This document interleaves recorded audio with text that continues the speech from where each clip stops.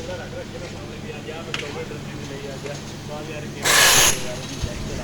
तू दे ना दोबारा जी तेरी केबल उसका चैनल सारा ला के बंद अंदर एक बात में लिया के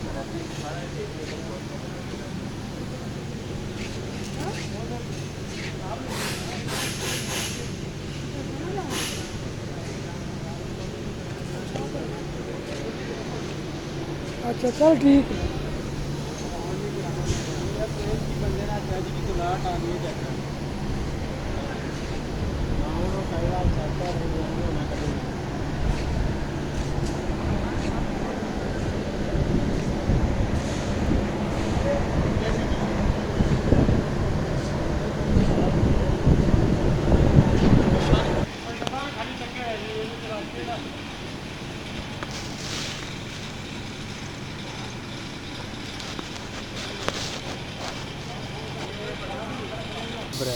पता नहीं की बोलना मेरा बता सकते हैं वीडियो बना रहा है।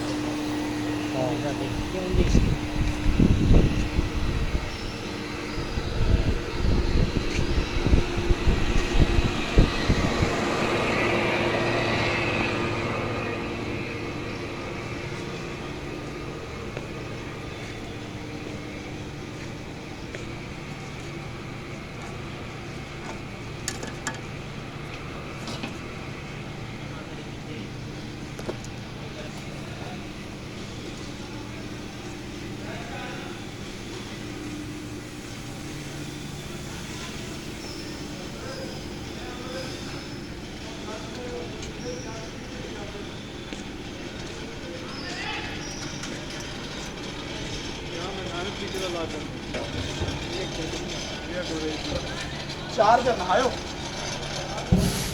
चार्जर भी लगवा लिया।